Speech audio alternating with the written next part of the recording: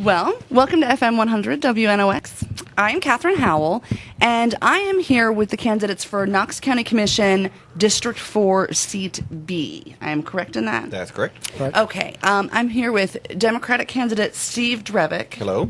And Republican candidate Ed Shouse. Hello. Thank you for having me. Well, the first question that I pretty much have asked everyone is, why do you want the job? I'm going to start off with you, Mr. Drevik. Sure. Well, I'd been kind of following and had some involvement in local politics, mostly just kind of letters to the editor, write your representative, that type of thing for a long, long time. After Black Wednesday, it became evident that what we really needed was a field of better candidates. And I wanted to give back to my community, so I threw my hat into the ring, got a lot of very strong support from the people in the district, and it's just kind of rolled since then, gotten more involved and deeper involved in some of the issues, and now it's just a train that really just can't be stopped at this point. How about you, Mr. Shouse? Why do you want the job? My reasons are similar to Steve's, Catherine. The incidents of the past 2 years, the voters passing term limits and they being ignored by commissioners and other office holders, and the subsequent appointment of 8 people on Black Wednesday and their subsequent removal by Chancellor Fansler really got me motivated to try to just throw my hat in the ring and see if I can do a better job for the citizens of West Knoxville. And I enjoy government service. Of course, I was a part-time government, I was a city councilman, so it's a part-time legislative slot, and I enjoyed that and would like to offer my services to the citizens again to hopefully try to make a difference and bring stability back to government.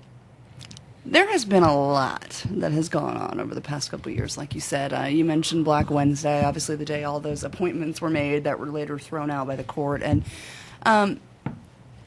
what do you think of what is going on currently with the county mayor, and what needs to happen for that position or that office to again be respected the way that I think a lot of us would like for it to? I'm going to start with you, Mr. Shouse.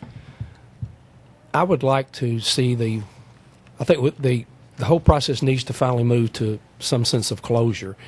We need to see what this gentleman has been brought in from Memphis, I forget, it's the Bride, I think, what his report is, what his investigation reveals, analyze it through some obviously public hearings of the county commission and their subcommittees, and see what needs to be done.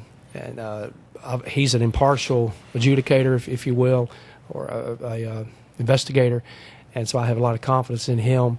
I'd like to get this on the table. I think now the focus is on the hospitality fund. In the past, it's been P-card and fabricated receipts and all the other things. Put that on the table, get a resolution of it, and move our county forward. And if it's if there are fines involved or some other type of punishment or discipline, well, so be it. But I'd like to just get this behind us, move our county forward, and quit all this finger pointing and bickering. And it just cannot be good to move Knox County forward till we get this behind us. Mr. Drevik? I think you brought up a really interesting point, not saying, it's not been the last couple of months, it's been the last couple of years. Black Wednesday and the Sunshine Trial lawsuit really just unearthed and made visible for people a lot of what has been going on for years and what has left people disenchanted with both county commission and the mayoral's office, which is that it's really been a very closed process. It's been a very opaque process, and the people that have been involved and typically run for office, the way campaign contributions work and so forth, people don't have a lot of trust in the system, and so one of my goals would be to restore trust in the system by certain reforms. On the executive branch, there needs to be standardized policies and procedures for the way our money is spent. There needs to be more visibility in the processes that take place in there. And on the legislative side, we need to make sure that commissioners are acting not in conflicts of interest when they're casting their votes. And there's a lot of changes that have to be made, and it's not going to be easy. And we've got to have people who are really willing to fight for reforms and be willing to pass things that would basically, tie their hands a little bit, but in the interest of the people. You talked about money. Let's stay on that topic for a few minutes. Obviously, the financial times are kind of tough, especially for the county right now. Talking about cuts everywhere, and Knox County obviously is not immune to that. What would your suggestion be to be able to maintain the level of service that we want here in the county and still be able to trim the budget enough that we don't have to necessarily raise property taxes, unless that would be your solution, which I doubt anyone would say that right before an election. So let's start with you, Mr. Drevik. Well, yeah, before, county commission could do anything like raising taxes, or even before they tack on more debt. I'm against kind of tacking on more debt and just putting it on the P card for later. I think the people are demanding that we find all the inefficiencies in government, we remove the waste before we take any other steps like borrowing or tax increases. That being said, our current way of dealing with the budgets doesn't even follow what happens in private industry. Private industry annual budgets are a much more longer process. Your planning takes a little bit longer.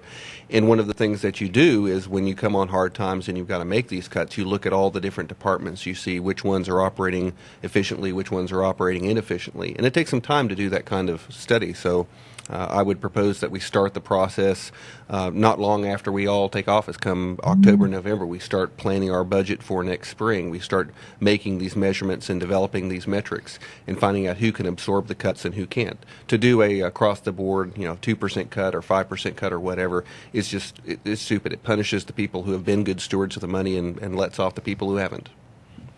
Mr. Shouse? I would hope that there or speculate and submit that there are efficiencies in government yet to be found.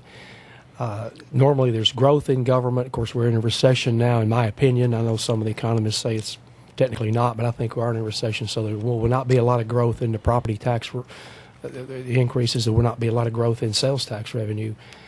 I would suggest when we have these major projects come down the pike that the citizens that we have to have for one reason or another, the Hardin Valley School type projects or these big expensive pensions like the pension for the police officers, not saying any of those things aren't deserved or shouldn't be there, that we bite the bullet at that point in time and that we go to a pay-go system, that we find the revenue to pay for those projects at that point in time.